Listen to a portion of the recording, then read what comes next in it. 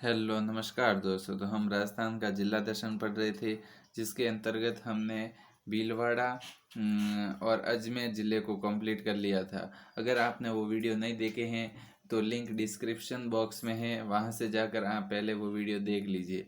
तो आज हम शुरू कर रहे हैं टोंक जिला। टोंक टोंक के उपनाम टोंक को नवाबों की नगरी भी कहते हैं, ये भी आपको ध्यान में रखना है। और इसकी आकृति पतंगाकार है। ठीक है, टोंक जिले की आकृति पतंगाकार है और ये राजस्थान की आकृति के समान एकमात्र जिला है। इसकी आकृति राजस्थान से बहुत मिलती जुलती है। तो चलिए अब शुरू करते हैं। टोंक जिले का ऐतिहासिक विवरण। राजस्थान की राजधानी जयपुर की दक्षिणी दिशा में 95 किलोमीटर की दूरी पर पश्चिम से पूर्व दिशा में बहती प्रसिद्ध बनास नदी के दक्षिण की ओर तथा जयपुर कोटा राष्ट्रीय राजमार्ग के किनारे टोंक जिले मुख्यालय स्थित हैं। ठीक है, टोंक जिले का जिला मुख्यालय स्थित हैं। टोंक जिले के कुछ प्रसिद्ध स्थल मालपुरा, लावा, उनियारा, टोडा रायसी आदि कई स्थान पर विशेष महत्व रखते हैं। जिले का कोई क्रमबद्ध इतिहास नहीं है। टोंक जिले का कोई क्रमबद्ध इतिहास नहीं है। यत्र तत्र बिखरे प्राचीन शिलालेखों, ध्वंसावशेषों और सिक्कों आदि से प्राचीन इतिहास के तथ्य उजागर होते हैं। महाभारत काल में यह क्षेत्र संपादलक्ष्य था। ठीक है, ये भी आपको ध्यान में रखना है। मौर्य काल में यह मौर्य शासकों के अधीन था, जो बाद में मालव गणराज्य में मिला दिया गया, जिसका विवरण उन्यारा ठिकाने में प्राचीन खंडरों से मिले सिक्कों से ज्ञात होता है। ठीक है, मध्य काल में मुगल साम्राज्य के सम्राट अकबर के शासनकाल में जयपुर के राजा मानसिंह ने टोरी व टोकरा नामक जिलों को अपने अधीन में लिया और टोकरा के 12 गांव भोला नामक ब्राह्मण को सन 1643 में भूप के रूप में स्वीकार किया।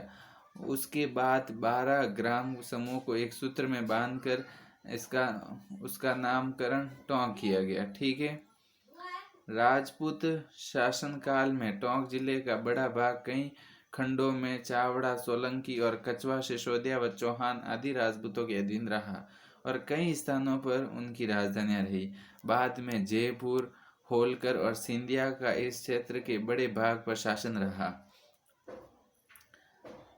सन 1806 में बनास नदी के उत्तरी भाग पर बलवंत राव होलकर से पिंडारियों के सरदार अमीर खान ने कब्जा कर लिया, जिसे बाद में ब्रिटिश सैनिकों ने जीत लिया। 1817 की संधि के अनुसार यह क्षेत्र अमीर खां को लौटा दिया। ठीक है, टोंक रियासत की स्थापना अमीर खां पिंडारी ने 1817 में की। राज्य की एकमात्र मुस्लिम रियासत टोंक थी, ये भी आपको ध्यान में रखना है। राजस्थान के एकीकरण के द्वितीय चरण में टोंक को शामिल किया गया। ठीक है, टोंक जिले के ऐतिहासिक व दर्शनीय स्थल कौन कौन से हैं, ये आज हम पढ़ेंगे। पहला है पेंचवर किला। यह किला मालपुरा टोंक में स्थित है। 4 बुर्जों के कारण इस दुर्ग को चौबुर्जा भी कहा जाता है। यहाँ पर 4 बुर्ज स्थित है, इसे चौबुर्जा भी कहा जाता है पेंचवर के किले को। इस दुर्ग की यह विशेषता है कि दुश्मनों द्वारा चलाए गए तोपों के गोले या तो इस दुर्ग के ऊपर से निकल जाते हैं या इस दुर्ग की दीवारों में धंस जाते हैं। इस दुर्ग को पाड़ा चक्की भी कहते हैं, ये भी आपको ध्यान में रखना है। टोंक जिले में ये महत्वपूर्ण किला है, पेंचवर का किला। जो दुश्मन कोई भी अगर ये तोपों से यहाँ पर गोलीबारी करता है तो या तो उसके ऊपर से निकल जाते हैं, इस किले की विशेषता है, या इसके दीवार में धंस जाते हैं। इस दुर्ग को पाड़ा चक्की भी कहते हैं, ये भी आपको ध्यान में रखना है। अब है असीरगढ़ का किला। इसके उपनाम है भूमगढ़ और अमीरगढ़ हैं। ठीक है, असीरगढ़ का किला, इसके उपनाम है भूमगढ़ व अमीरगढ़ हैं। इस दुर्ग में 24 जैन तीर्थकारों की प्रतिमाएं मिली थी, ये भी आपको ध्यान में रखना है। 24 जैन तीर्थकारों की प्रतिमा। कक्कोड़ का किला, ये भी टोंक में स्थित है। इस दुर्ग के पास गुमानपुरा गांव में हाथी भाटा स्थित है। हाथी भाटा कहाँ स्थित है, तो वो टोंक में स्थित है, ये आपको याद रखना है। जल देवी, ये बावड़ी गांव टोडा रायसी है, टोंक में स्थित है। देवपुरिया धाम देवधाम जोधपुरिया। देवनारायण जी का दूसरा प्रमुख मंदिर निवाई टोंक में स्थित है। ठीक है, पहला मंदिर है वो आसीन भीलवाड़ा में, जो हम पिछले वीडियो में पढ़ चुके हैं। और एक देवधाम जोधपुरिया है, जो देव नारायण जी का दूसरा प्रमुख मंदिर है। ये निवाई टोंक में है। यहाँ पर भाद्र शुक्ल अष्टमी व माघ शुक्ल सप्तमी को मेला लगता है। ये आपको याद में रखना है। श्री कल्याण जी का मंदिर, जो कि डिग्गी कल्याण जी के नाम से प्रसिद्ध है, इनको श्री महाराज के नाम से भी जाना जाता है। इनका मंदिर मालपुरा टोंक में स्थित है। इसे कलह पीर या कुष्ठ रोग के निवारक के रूप में जाना जाता है, कल्याण सिंह जी को। ठीक है, कल्याण जी को। यहाँ पर भाद्रपद शुक्ल एकादशी को विशाल मेला पड़ता है। टोंक जिले में बहने वाली प्रमुख नदियाँ बनास, डाई, खारी और मानसी हैं। बनास, डाई, खारी का मानसी त्रिवेणी संगम है। ये राजमहल टोंक में होता है। ये आपको त्रिवेणी संगम याद रखना है। एक होता है बिगोद भीलवाड़ा में, जो हम पिछले वीडियो में पढ़ चुके, मैनाल, कोठारी व बनास का संगम होता है। अब टोंक जिले के प्रमुख जलाशय। टोंक जिले में कौन कौन से जलाशय हैं? बिसलपुर बांध, यह राज्य की सबसे बड़ी पेयजल परियोजना है। ठीक है, पेयजल के हिसाब से। और राज्य की सबसे बड़ी सिंचाई परियोजना इंदिरा गांधी नहर सिंचाई परियोजना, ये भी आपको याद में रखना है। इसका निर्माण 1988-89 में शुरू हुआ तथा 2000 में इसका कार्य पूर्ण हुआ। 1988-89 में इसकी शुरुआत हुई और 2000 में इसे पूर्ण किया गया। बिसलपुर बांध टोंक जिले के देवली तहसील के पास राजमहल में बनास, डाई व खारी के त्रिवेणी संगम पर स्थित हैं। यह राजस्थान की सबसे बड़ी पेयजल परियोजना है। यह आपको ध्यान में रखना है, महत्वपूर्ण है। बिसलपुर बांध से पेयजल की आपूर्ति अजमेर, टोंक व जयपुर को होती है। 3 जिलों को, अजमेर, टोंक व जयपुर को इस बांध के द्वारा पेयजल की सुविधा होती है। यह बांध 574 मीटर लंबा, इसे नाबार्ड की आर्थिक सहायता से बनाया गया।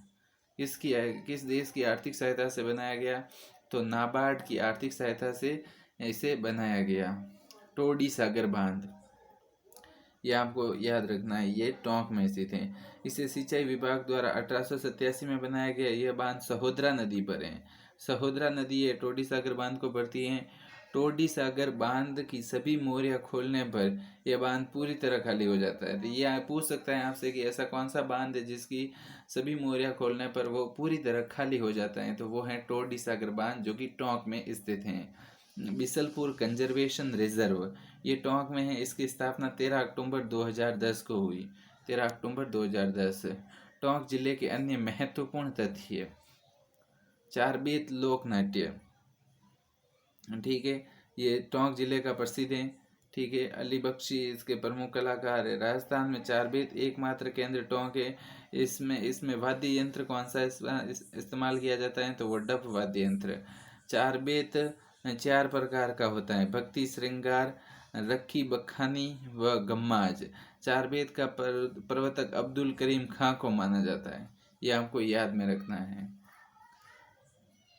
रेड टोंक, इसे प्राचीन भारत का टाटा नगर कहा जाता है। ये पूछ सकता है रेड सभ्यता कहाँ है? तो ये टोंक में स्थित है। इसे प्राचीन भारत का टाटा नगर कहा जाता है और यहाँ से सर्वाधिक सिक्के प्राप्त हुए। यहाँ से एशिया का सबसे बड़ा सिक्कों का भंडार मिला है। यहाँ से मातृदेवी व गजमुखी यक्ष की प्रतिमाएं भी मिली है। मातृदेवी और गजमुखी, ये आपको ध्यान में रखना है। राज्य में चमड़े की रंगाई का एकमात्र कारखाना टोंक में है, चमड़े की रंगाई के लिए। कपूर चंद कुलिश, राजस्थान पत्रकारिता के संपादक। ठीक है, कपूर चंद कुलिश राजस्थान पत्रकारिता के संपादक का जन्म टोंक जिले के मालपुरा तहसील के सोढ़ा ग्राम में हुआ। दामोदर लाल व्यास राजस्थान के लोह पुरुष का जन्म टोंक जिले की मालपुरा में हुआ। वनस्थली विद्यापीठ, ये कहाँ है? तो टोंक में। वनस्थली विद्यापीठ की स्थापना 1935 में हीरालाल शास्त्री और उनकी पत्नी रतन देवी शास्त्री ने की। देश की पहली फोन इन सेवा FM रेडियो वनस्थली विद्यापीठ से 30 जुलाई 2007 को शुरू की। शांति बाई शिक्षा संस्थान जीवन कुटीर, इसकी स्थापना टोंक जिले में निवाई के समीप की। इसे 1943 में वनस्थली विद्यापीठ नाम दिया गया। वर्तमान में यह डीम्ड विश्वविद्यालय पूर्णतः महिला शिक्षा पर आधारित है। तो वनस्थली विद्यापीठ कहाँ है, तो आपको ये ध्यान में रखना है, टोंक में है।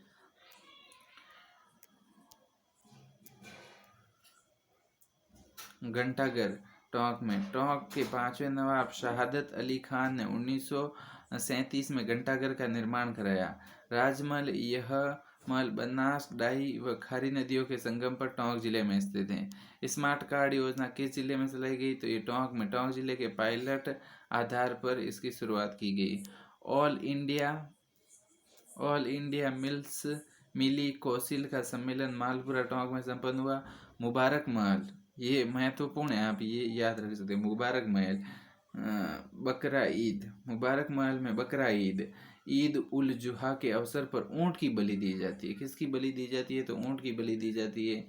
टोंक जिले के अंजुमन सोसाइटी ऑफ खानखा ए अमीरिया ने 6 अक्टूबर 2014 को ईद उल जुहा त्यौहार के अवसर पर ऊंट की बलि की अपनी 150 वर्ष पुरानी परंपरा को समाप्त करने का फैसला किया। यह निर्णय ऊंट को पालतू श्रेणी में राज्य पशु का दर्जा देने के उपरांत लिया गया, क्योंकि ऊंट को राजस्थान का राज्य पशु 4 जून 2014 को घोषित किया गया। इसके बाद इन्होंने यहाँ पर रोक लगा दी। ठीक है।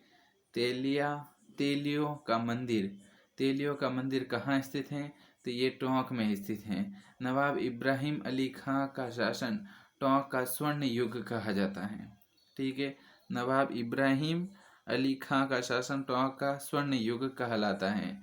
अरबी फारसी शोध संस्थान 4 दिसंबर 1978 को टोंक में स्थापित, जिसे कर्सेले और साहित्य सेवियों की तीर्थ स्थली कहा जाता है।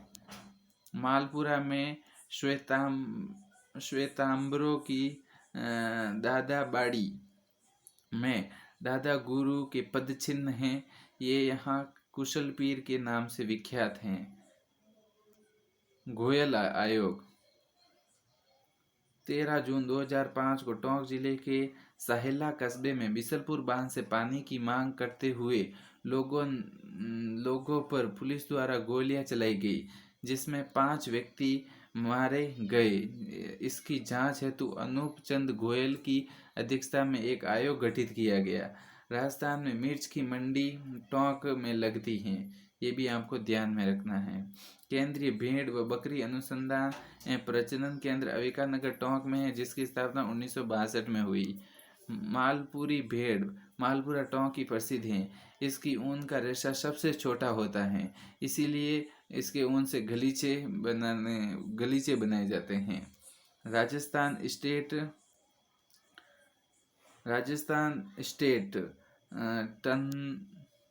स्टेट टैनरीज लिमिटेड टोंक में इसकी स्थापना 1971 में हुई। इस मिल से लेदर, फोम, सॉल, लेदर आदि का निर्माण किया जाता है। नमदे के लिए टोंक प्रसिद्ध है, ये आपको याद रखना है, नमदा उद्योग के लिए। संत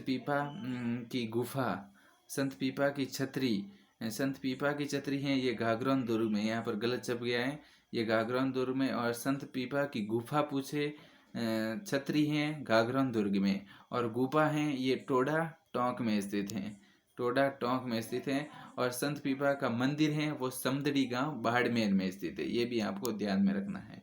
सुनहरी कोठी प्राचीन काल में यह शीश महल के नाम से जानी जाती, जो कि टोंक में स्थित है। राज्य में तांबड़ा का सर्वाधिक उत्पादन टोंक में राजमहल व कुशालपुरा से होता है, तांबड़ा का, इसलिए इसे तांबड़ा को गार्नेट भी कहते हैं, ये भी आपको ध्यान में रखना है। इसलिए टोंक को गार्नेट सिटी भी कहते हैं। बिचपुरिया स्तंभ लेख उनियारा टोंक में 224 ईस्वी का, इस लेख से यज्ञानुष्ठान का पता चलता है। मांडव ऋषि की तपोस्थली, यह टोंक जिले के उनियारा में स्थित है। यहाँ पर तालाब हैं। यहाँ पर प्रतिवर्ष कार्तिक पूर्णिमा से 15 दिवसीय पशु मेला लगता है, इसे मिनी पुष्कर के नाम से भी जाना जाता है। ये मांडव ऋषि की तपोस्थली, इसे मिनी पुष्कर के नाम से भी जाना जाता है।